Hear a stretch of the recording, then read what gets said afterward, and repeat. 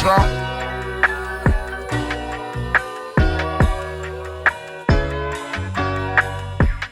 a bit self-aware, sometimes it's fucked up, but life is gonna lie, so I ain't gonna slow up. I'm on a mission to change the face of mental health, kicking knowledge to my people, cause you know that health is wealth. It's your lucky day, cause you tuned into the greatest. Out here striving to survive, sometimes we fake it till we make it. Yo, what's up, you guys? It's your girl, Tree, the LPC, and thank you for tuning into this week's episode of the Self-Aware and FL podcast. This week's episode is going to be very, very special. I have a very special guest with me this week, and this is also our season finale. Most of our other episodes, we've had pretty big season finales, but this season, we are going to bring the biggest and the best because I have a very important guest today. Her name is Jade Varner. She is a yoga instructor. She is an artiste. For you guys that have been watching me for years, all of the art in the back of my set is for our pieces that she has created. Her name is Art by Javahous. That's what she goes by as an artist. And she is also a new baker, and she can tell you guys more about her business that she recently started selling pastries, and they are absolutely delicious. So I can't wait for her to share a little bit more about her journey with entrepreneurship and the things that she's doing right now. She has a lot of great things going on. And very, very special note, got to make sure that I throw this out here. She's also my lovely wife. So without further ado, please welcome to the Self-Aware and FL podcast, Jade Varner. Thank you. I feel so grateful to be a part of this because this was a labor of love just in general to be able to put together such an amazing podcast. And the fact that this has been going strong as long as it has and doing as well as it is, I'm very, very proud of Sandtrice. And I think that this is really, really destined to go to even further places. So sponsors, if y'all are listening, it's time to go ahead and start doing that, right? Okay. All right. So guys, you know, this is my wife. She is my biggest cheerleader and I'm her biggest cheerleader. She has a lot of great things going on.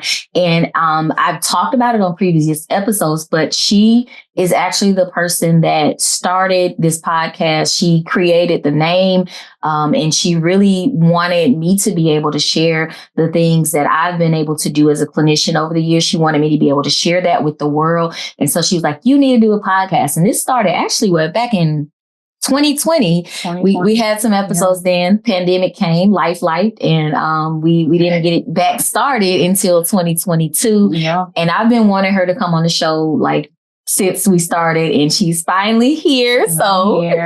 I'm here. So this is, again, this is really exciting. Just for me to kind of sit down on the other side of it now is really interesting. So I'm looking forward to what today has to offer. All right. Okay. So we can go ahead actually and get into it by having you tell the audience a little bit about yourself. I know you have some questions prepared for me, and we're going to dive into that. But I want you to just tell the audience a little bit about yourself. Who is Jade? So first and foremost, I am the wife of the lovely person sitting to the, I don't know how the camera would define this, but it's my right. So we've been married now since 2020. So first and foremost, again, I am the wife of Sandtrice, who's sitting to the right of me. And we just first and foremost, I am a daughter of my mother and I have a younger brother. The route that I've gone in terms of like business is very, very much a creative route. So creativity has kind of lived in me since I was a little girl, and I've been pursuing a lot of the passions that I've had since then. So one of the earliest things that I've been able to kind of feed that inner child to do is to start my art business. So Art by Javahous is the alias that I've created very early on, and it is a flourishing art business where I have eccentric pieces, have created coloring books, have done numerous art shows and different events to promote the things that I've actually been able to create. Additionally, I have started a yoga business because I've actually really, really enjoyed yoga for the past 10, 15 years or so. So I've actually grown so much to love it that I have decided that I wanted to teach it. And the fact that I feel like I come from a background of a mom that is a teacher and my dad who was a coach, it felt almost natural for me to kind of infuse the two together for something like a yoga business where I am able to teach and help people, especially in our community, to kind of better understand how the body can work and what it's capable of being able to do as a yogi. So that is another business of mine. And then I really love to cook. I have a really good friend of mine that has been promoting a former dinner party that we recently had, like, over and over again. Nice. And it really, the fact that I got so many good reviews on that, I decided to take it a step further and pursue a baking business. So my wife will tell you there are a couple of desserts that we actually have to have on repeat here because of the fact that they're so well enjoyed. So it felt natural to kind of go into that creative venture and start the bakery business. So those are kind of just the routes that I've gone in terms of business and trying to give myself a little bit of a way to lean into those creative aspects in a way that can also, at the end of the day, be profitable, but also to help people and bring joy to others as well.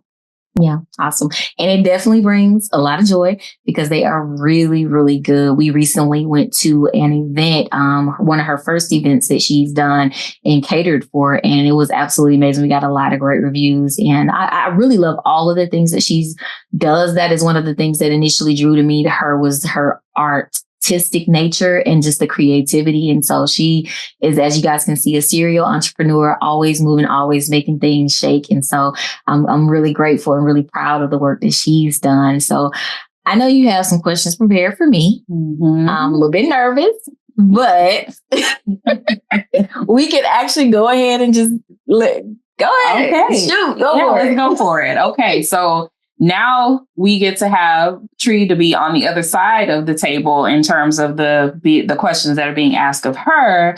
Let's go right into it because I have a few of them that might be a little salacious. We'll see how she handles it. But yeah, let's go for it. Okay.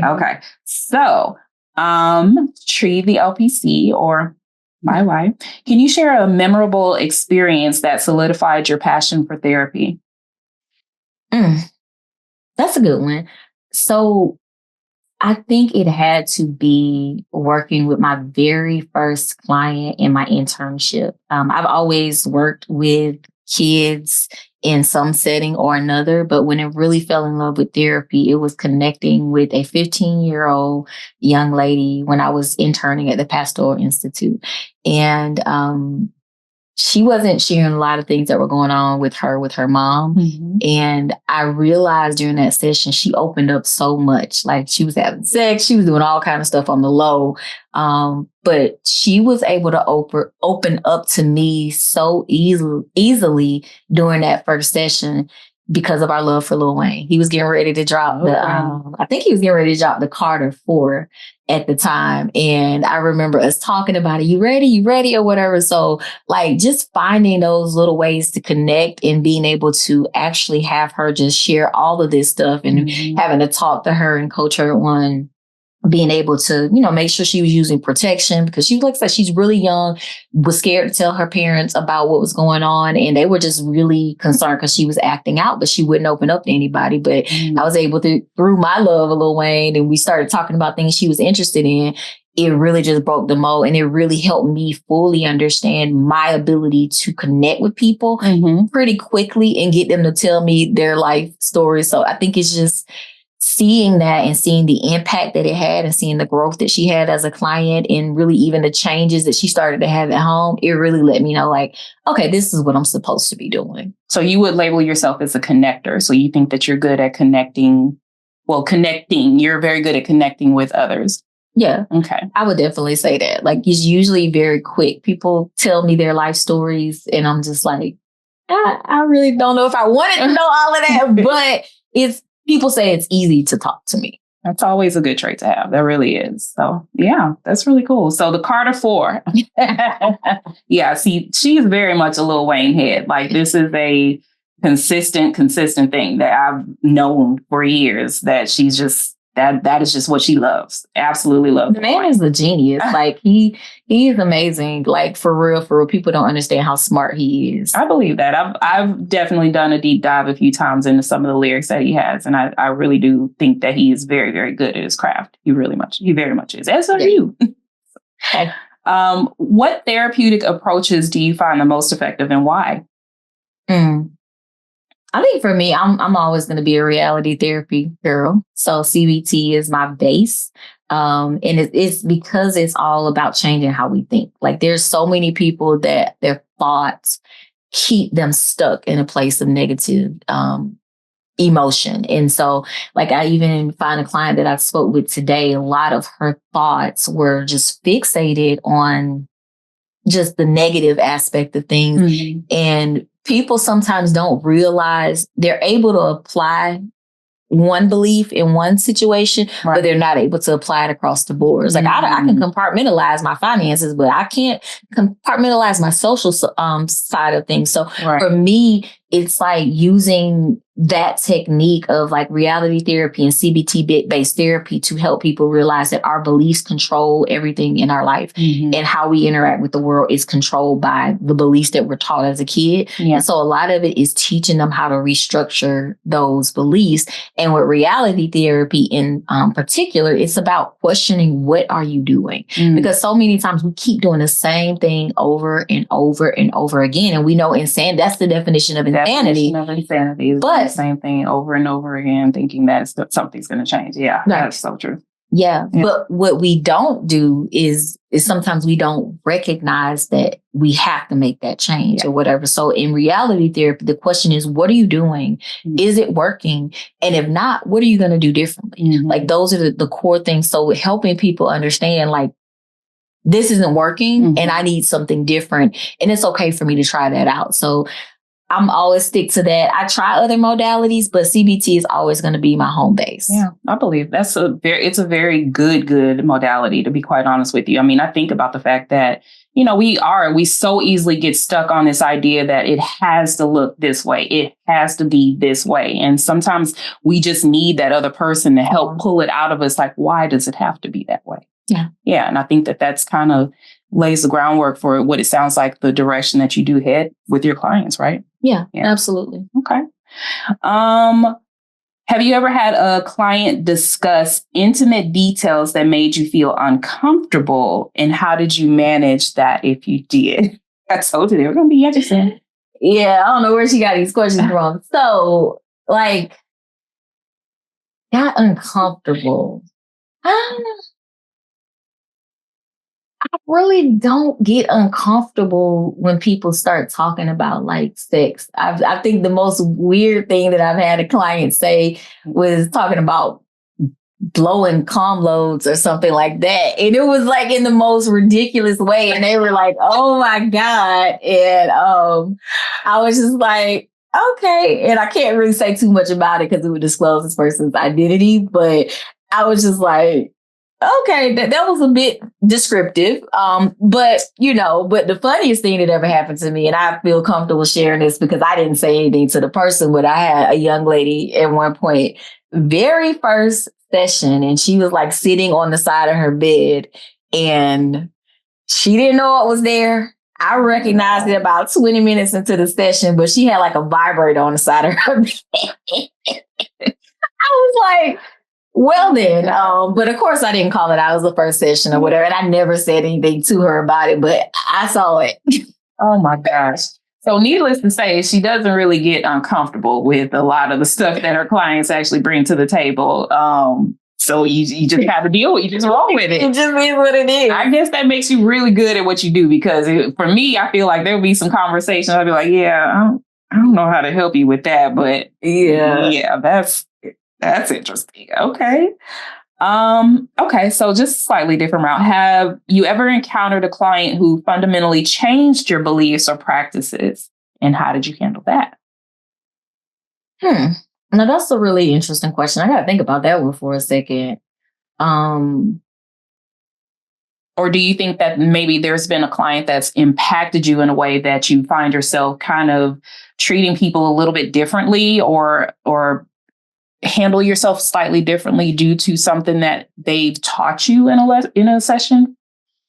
I actually got to go way back. Okay. Like way back. Like, and it's not to say my current clients don't change or help me change, but I think that when I first got out of undergrad, I was such a Rogerian therapy. For those that don't know, that's more so your existential humanistic kind of psychology. And so it was all about, connecting with the person and that unconditional positive regard, which are things that we all do as therapists, but not necessarily as a specific modality. Mm-hmm. So for me, when I was working at an inpatient psychiatric facility, there was a young lady, and this is during a point in my time in my life where I was like super religious, super like everything is about God, and you gotta, make sure you go to church every Sunday. You gotta make sure that you pray and do all of the things or whatever. And so this was someone there was a girl there that she practiced Wiccan. And for me, that was just like, oh my God, I don't deal with you're it. Going to hell. I don't mess around with this now. Y'all wouldn't believe that now because I be burning all the same.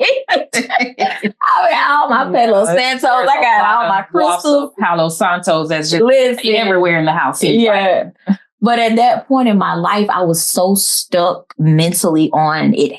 Religion having to look a certain way and your relationship with the higher power having to look a certain way that I was so stuck in that Christian belief that I couldn't really connect with her and she couldn't connect with me. Mm-hmm. And I had to open myself up to the possibility of something different being there. Not that I believed in what she believed in, right? But I was able to connect with her and she was able to connect with me. And it's like, I don't care. You can play with these rocks and crystals or whatever you got going on. Right. No, I mean, I'm saying this is my 21-year-old 21-year-old self or whatever. Yeah. So, you can play with all of this, and other. I'm still going to work with you. Mm-hmm. We still going to work on your behaviors that you need to work on or whatever. So for me, it was me letting go of that need to be preached to everybody and make everybody believe what I believe. She taught me that it's okay to be you. It's okay to have a different religion or a different outlook on life or whatever. And like I said, 20 years later, I'm probably burning more sage and then stuff than she was or whatever. But at that time, people, we even got pastors and stuff in the news at times talking about that's witchcraft or whatever. And I'm just like, it's just about energies. We're all still energies at the end of the day. But she taught me we don't have to believe the same thing. And I think that there are a lot of therapists who have their Christian beliefs. And I went to school with a lot of therapists that I'm really scared if they are practicing. I hope they're not. Mm-hmm. But I went to school with a lot of therapists who their Christian beliefs couldn't be culturally competent because they were so stuck on their belief system. So that was one of the experiences to me that changed my course and made me realize you have to have unconditional positive regard and you have to leave your own beliefs, not letting people talk crazy to you or anything, but you have to be open to other people's ideologies and worldviews. So to kind of jump or continue on that topic a little bit, not to get too far into the religious conversation, but what do you feel like there are maybe pastors or leaders of the church that do kind of push certain people away from the church due to their very strict belief system? And do you see that as something that will potentially change ever in the world that we live in today? Let me answer the first part of that question. Hell no. I don't think it's going to change. But the second part of the question, I don't think it's going to change. But yeah, I think it's damaging to people because there are so many people and pastors out there that want the church to look a certain way, which is why I don't necessarily go to church. It's something that's been more of a personal struggle with me because of how people want the church to look when the church is within us. We are the church. And so for me, I don't think it is likely to change unless something life-changing happens in that person's life. And it's just too many of them out there for it to change. Unless Jesus himself came back and was like, look, if you don't do this, y'all got 200 years to get it together. If you get right or get left when I come back or whatever they be saying to church. Like, unless that happens, I don't foresee any change really happening in that. Okay. Fair enough. So moving on, what are your thoughts on the potential of virtual reality or other immersive technology in therapy, kind of coming further into the light? I have concerns around the ethics of it, just because there's already a lot of ethics behind telehealth. And with the ethics behind telehealth, like, there's certain things we have to do, like verifying their identity, having to see their license, making sure that they are where they are. Within the virtual setting, I think it would just be too complicated, honestly, to be able to do it. Because you don't know who you're talking to. It's like you playing when you're on your Xbox, like, and you playing to people, unless they're like your friends or people you vetted, you don't know who these people are. That's true. So I'm noticing that there is a growth of services out there that they're offering people to be able to talk to, like AI or something like that. If they don't have somebody to talk to, do you feel like the growth or the development of AI is going to be impactful to you career-wise, or to maybe even your colleagues career-wise, in terms of being able to practice therapy and, to do what you do with AI now kind of coming into the scene? I'm not too worried about it, just because I feel like the thing and the sacredness of the therapeutic alliance is just something that AI can't reproduce. Like, we watched The Circle a couple of months ago, and there was an AI character, Max, that was in the game, and they were having to identify like who was the AI or whatever. There's just certain things that AI can't duplicate. It can't duplicate two hearts beating and feeling and sharing the same moment or whatever. When we're talking about empathy, AI can't express empathy. Anybody can write you back or whatever, but it's just when you don't have that heart for it, and it's just a program that's spitting back words to make you feel good. It's a difference to me. So I don't think it could replace therapy. I think AI can be used as like therapeutic tools, but like what we do is, unless you are a therapist or you've been in therapy and had a very good therapist, because there's a lot of shitty therapists out there, but if you had that connection, you wouldn't be satisfied. I agree. I do agree. Okay. So I actually had a couple of people that reached out that wanted to kind of get some insight from a therapist. And this is kind of a free 99 way of doing it without actually disclosing names or information, because we would not want to be unethical on this channel, right? They're not my clients, so it's not unethical at all. So it wouldn't even matter. But I'm going to bill them after this. So go ahead. You don't know who it is, so I'm leaving names out. I'm just going to ask. I'll send you an direct question. So what's a life lesson that changed the course of your life? I always have to go back for my life lessons, because I think I learned and developed a lot of who I am earlier in life. And I think it just grew from there. So when I was in the 8th grade, I learned a really valuable life lesson about friendship. And what I learned was that you can't try to make friends by throwing your other friends under the bus. And you can't do that. So I ended up doing something. Can I say that exists today? That's a problem that people deal with today? Yeah. It's real. And for me, it's a lesson that I learned because I had a core group of friends in the 7th grade. And then when I went to the 8th grade, my core group went to different schools. And so I was there with people that I had gone to school with, but I wasn't like friends with. But there was one friend, her name is Adrienne, and she and I were really, really close in 6th grade. And we weren't really that close in 7th grade, but we were cool. And then we got to the 8th grade. There was just some drama that had occurred with a girl from my neighborhood that I wanted to be cool with or whatever. And this person had talked some shit about the person or whatever, and me trying to get in and fit in with this other group. Right. I ended up saying what she said, and the girl tried to fight Adrienne or whatever. And so our friendship was never the same after then. Like, we're Facebook friends and stuff like that. But how tight we were in the 6th grade, we never recovered fully because of that. And that's always been one of my regrets, but it was also one of my biggest life lessons or whatever. So Adrienne, if you listen, I'm sorry from my 8th grade self to my grown ass 41-year-old self, I do apologize. That was definitely one of the biggest life lessons that I've learned, but it's also one of the biggest regrets because I did value your friendship and I just was stupid and made young, fucked up decisions. So self-aware and fucked up. She's sorry, Adrian. I really am. AC. Number 7. So I'm assuming she plays sports. She, no. Okay. Number 7, that's the inside joke from 6th grade. Only her and like 2 other people will know what it means. So,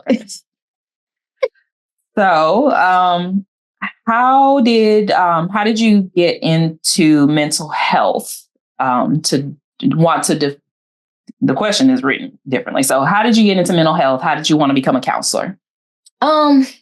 I know most of my active listeners know this story, but I'm gonna tell it again because there's somebody asking. But I got into mental health because of my upbringing. I was raised by my great grandmother and my paternal great aunt, and I dealt with a lot of anger as a kid, and I was bad as hell. My aunt will she tells her every chance she gets how bad I was and all the shit that I did or whatever. And so I was acting out a lot as a kid, always having the police call to my house because I was acting bad and fighting and all kinds of shit. So with all of that, I realized as I got a little bit older that I was just angry because I didn't have my parents in my life in the way that other kids did. And I was acting out. And so I really kind of committed my life to, I think it was like 7th grade career counseling class where I really decided I want to help other kids that have gone through what I've gone through. I want to be able to help them. And so that is what led me into the field of mental health. And hey, here we go. You have positive mentors, I would believe, along the way as well that kind of inspired really to kind of push you into the field too, would you say? Not specifically pushing me into the field, but I did have mentors that kind of kept me on the straight and narrow and like put things like college being a possibility into my head. One of my mentors, Kisa Davis or Dr. Erica Davis. Put some respect on her name. I gotta put some respect on her name, but she literally, was the first person to ever believe in me and really pushed me to be like in plays at church and doing speeches and stuff like that. And it helped me build my self-esteem up and it made it a possibility because she was like a TV, like whatever, kind of like a host on a TV show back in the day or whatever, like TV 33 LaGrange. And it was like having somebody like that show interest and give attention to you makes you feel like, oh yeah, I can do this. Cause college was not really, I'm the first person in my immediate family to graduate with an undergraduate degree. And hell, I think the second one just came 10 years ago. So it's only 2 of us that have those in my immediate family. Okay. So, it's a big accomplishment. I think that a lot of culturally, African Americans that have kind of started from a different background, college does not sometimes seem like the answer or even a possibility in the back of your head. So it's good sometimes to kind of get out there and seeing other people that have accomplished and done well that, have actually made it out or done different things to kind of put themselves in a position where they can believe that, I can do this. I can graduate with a degree and I can move on and do very good things in life, Yeah. Pretty cool. More questions? Yes, there's a lot. Listen, I don't have time to get questions. Some people wanted to know certain things, and I'm just trying to answer the people's questions. So that's what we're doing right now. Fair enough. Let's see.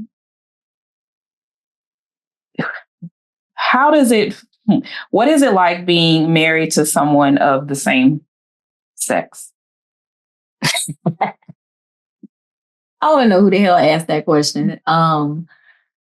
It is interesting. To me, that's an interesting question because you could ask the same thing to someone of a that is of a heteronormative relationship. So it's just the same. It's the same damn thing. It's just that you have to share certain things, but we don't really share too much or whatever. We kind of have our own separate things or whatever. But when you say don't share too many things, meaning like publicly in that realm. No, I mean, like some lesbians be sharing clothes. We don't really do that. Like she wears some of my shit, but she don't wear too much. Wear a lot of her stuff. Like, but I don't be wearing her clothes unless she like be like, I think you look cute in this or whatever. So sometimes like I feel like she think I'm her like dress up doll or something. And so she'll do that type of thing or whatever that I think would be different from a heterosexual relationship. But I think everything. Not. Kanye was dressed in Kim. Okay, but that's not a normal relationship. Normal. I mean, Kanye was dressed in Kim. Okay. And but to me, I don't think it's any Go ahead. horrible. Yeah, I wasn't gonna say that. I said it's not normal, but you want to keep going with it. But for me, I think I don't think that there's really any difference. I've never lived with a man, so I can't say how that would be different.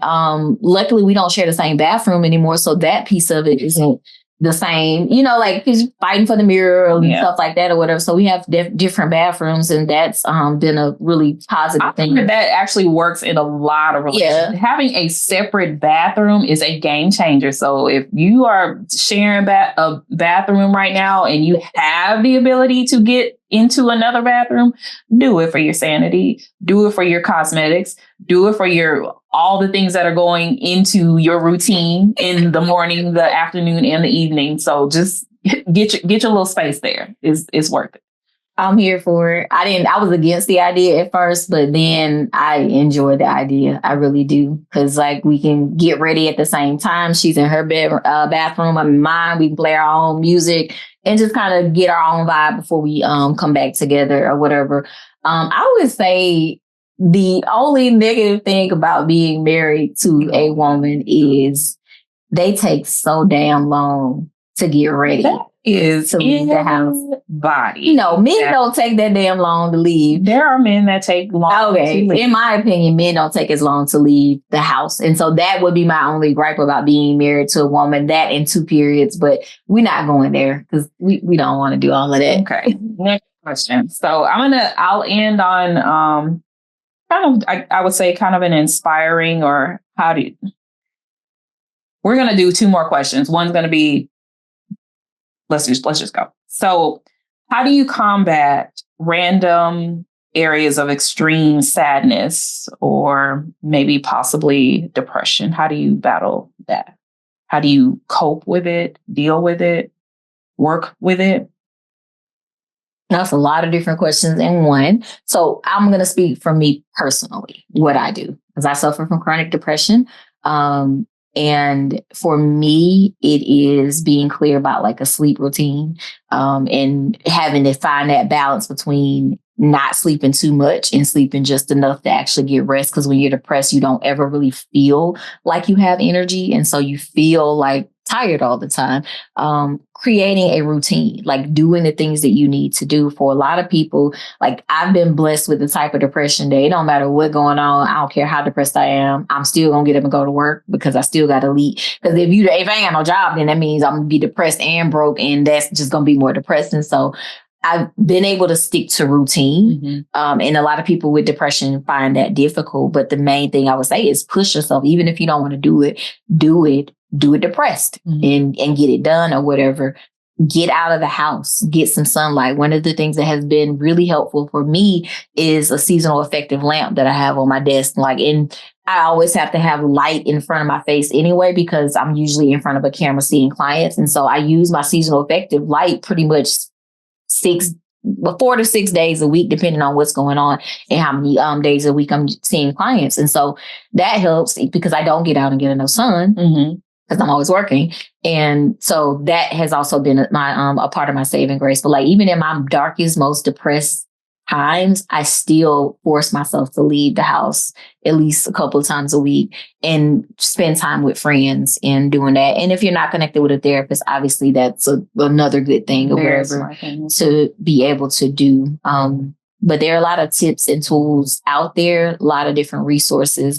But I always say for both anxiety and for depression is looking at those dimensions of wellness, looking at the different aspects of your life that you need to. Don't you? Yeah, I mean, we know about the book. Everybody's listening knows about Minding My Own Mental Health Journal. It's a very, very good journal. And I think that with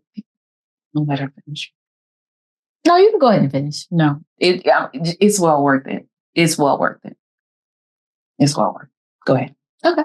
I mean, I was just kind of wrapping up by saying like attending to those dimensions of wellness is really key to being able to improve your depressive symptoms and your anxious symptoms, whatever type of mental health issues you're dealing with, except for your like pervasive things like schizophrenia. Like, I mean, you're gonna need some medication if you're dealing with something like that or whatever. But like for things like depression, routine, consistency, following up with people and making sure that you get out of the house and leaning on your friends. That social self-care is critical when you're dealing with a depressive episode, because when you are lying in bed and not getting up and doing things, all that bed is going to do is fuel that depression and let you sink deeper and deeper into the depression. So yeah.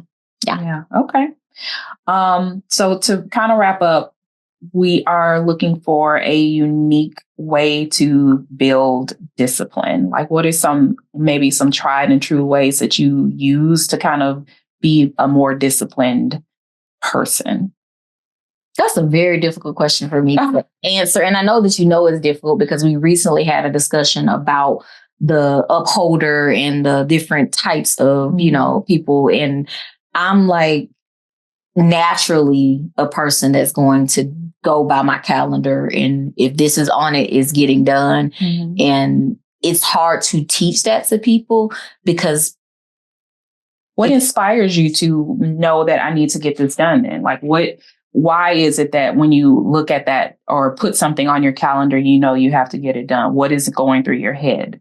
Because I'm an adult and you have to do shit. I'm responsible. Like I've been responsible, like homework going on my list. We had a planner, like they shoved a planner at us in like 6th grade, like write in this, put your stuff in there, make sure you put your homework in there or whatever. Like it's ingrained that these are the things that I need to do. Like, meetings, even going to Girl Scout meetings on Saturdays and stuff when I was a kid. But you never had those thoughts that were like, oh, I don't want to do this right now. And you just go, okay, well. I went through a rebellious stage when I was like maybe in my middle school years where I didn't want to go to church. So in your adult life, you never have a voice that's like, oh, I don't want to do this right now. I have that voice, but if it's something that I have to do, I'm going to do. If it's something that I don't have to do. What defines have to do? Like I have to record episodes of this damn podcast. Yes, I do, because I committed to it. If I make a commitment to something, I have to do it. The only thing you have to do is stay black and die. See, I hate that saying because yes, if you're making a choice and a commitment to do something, then if I commit to something, I will do it. That's why I've never started a doctoral program, because I know if I start, I have to finish. But where does the have to come in? Like, I can explain to you. It's like I'm a disciplined person. If I put something on my calendar, like if I put something on my calendar to do something with friends. Now, if my friend cancel it, oh, hell yeah, I'm going to go get back in the bed. Like it is what it is. But I'm never going to be the one to say, nah, I can't do it. I will push through because I understand that life is short and time is precious. And so like, if I know I need to do this, I got to see this client at this time, I'm going to be up. I'll never understand therapists that be late for sessions. Like how, like it's on your calendar, right? Like how are you late? But I respect time. I don't like my time wasted. And so I guess time management was just something that was always drilled into me. Like I can even go back to like my teenage years and my elementary school years or whatever. Of like church, Bible study starts at 7:00 on Tuesday. Choir rehearsal is at 7:00 on Wednesday. Mm-hmm. You got, like I've always been on a schedule, like my whole life. So if I put it on the calendar, it's gonna get done. Okay. I just wanted to push you a little bit because I know sometimes if I try to force more out of an answer, if I ask it a few more times, she'll answer a little bit more about it. So.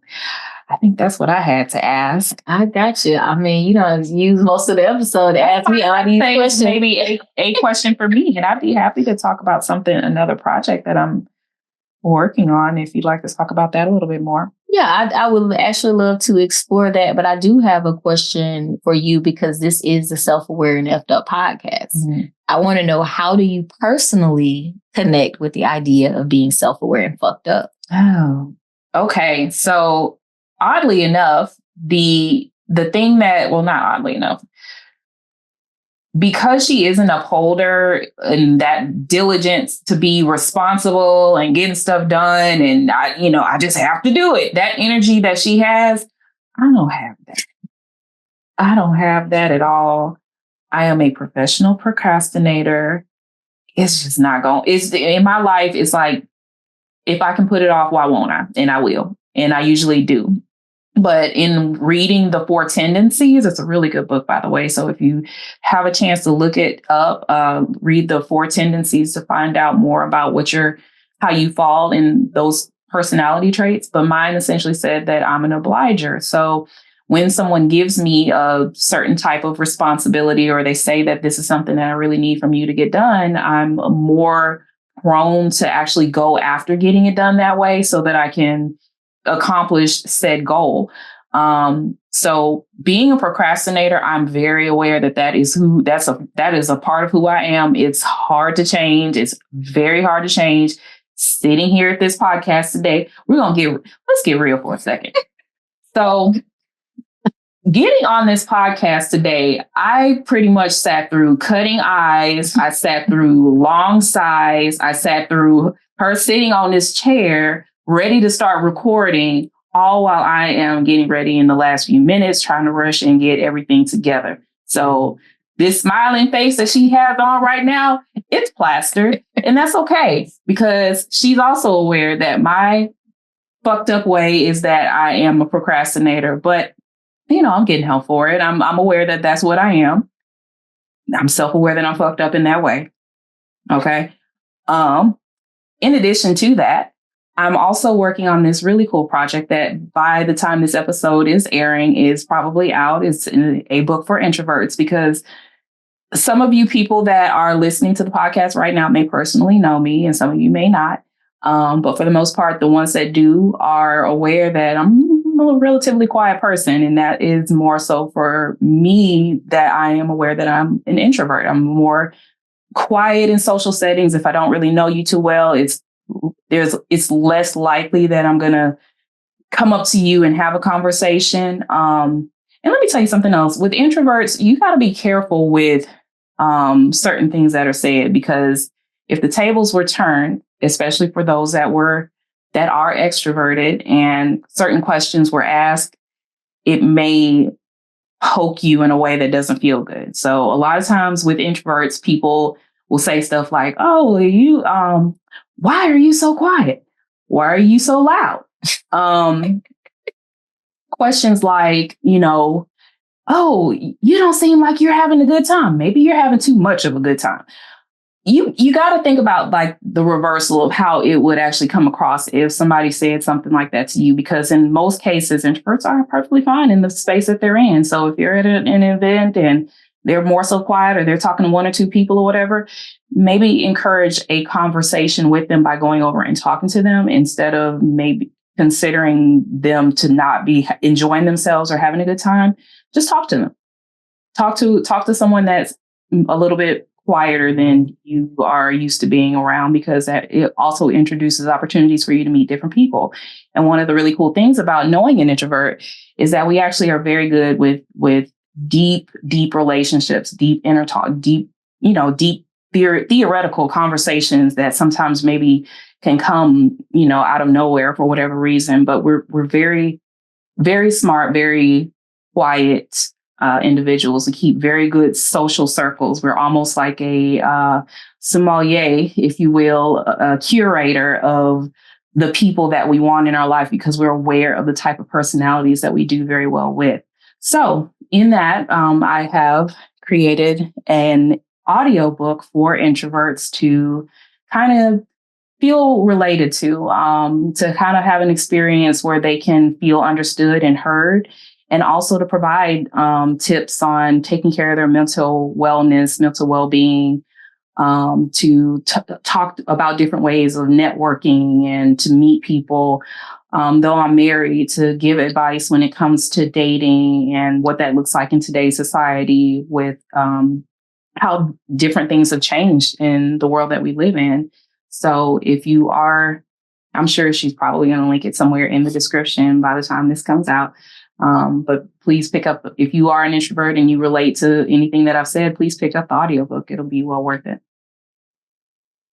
All right. Yeah. I'm here for the audiobook and I'm here for teaching people how to deal with introverts because I'm an introvert. So Yes, she is. I can kind of mix and mingle in whichever crowd depending on who I'm around. Mm-hmm. But, you know, I think that those are really helpful tools for being able to navigate life with an introvert. I could have used some of those tools for the last 7 years. So I'm glad.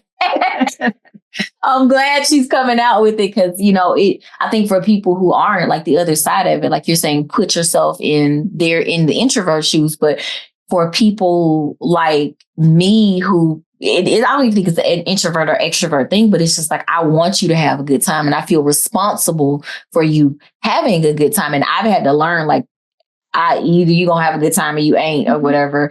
And I can't control it or whatever. But I think that a lot of times it makes us uncomfortable because we're having a good time and we want you to have a good time. And if you don't look like you're having a good time, then we feel like, damn, you know, that at least that's how it comes across for me. I've learned to just let you be. But yeah, you could have wrote that damn book 7 years ago and helped a sister out. You know what I'm talking about? Yeah, because I don't think that we're uncomfortable at all. I think it's uncomfortable, not uncomfortable with ourselves, but uncomfortable because you don't look comfortable. So it's just like, okay, you know, like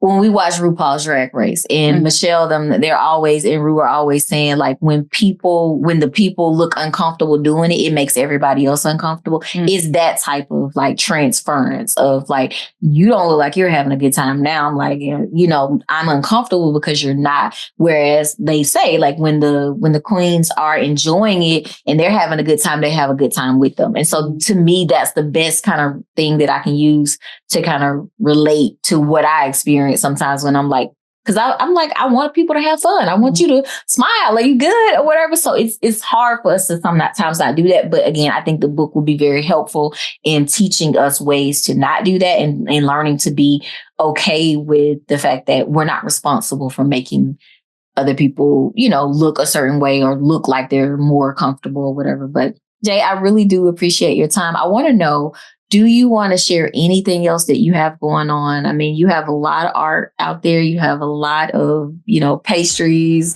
that you want to make, a lot of recipes you planning to put out there. How can people like connect with you? Anything else you want to promote? Yes. So right now you can connect with me on social media. So if you are on Instagram, you can reach out to Javahous, which is Javahous on Instagram. Hopefully by the time this airs, I'll also have a link for you to reach out to my Linktree for different services. Again, I am a professional or a certified yoga instructor. I have a nuanced baking business. I also, I have art business and the audiobook, which should be out hopefully by this time as well. So hopefully there is a Linktree or a link to be able to follow up with any of the services that you may be looking for. Awesome. Well, thank you so much for your time today. This was fun. Yeah. Maybe we'll do it again one day. Thank you. Might remix it and make our own podcast and we'll see. Hear us just talk shit with each other. But again, thank you so much for your time. Guys, please make sure that you check out how you can connect with Jade. All the information of how you can connect with her will be in the description of this episode. Also, be sure to follow me, Tree the LPC, on all social media platforms under the handle Tree the LPC. Until next time, be safe, be well, and make sure that you take care of your mental health.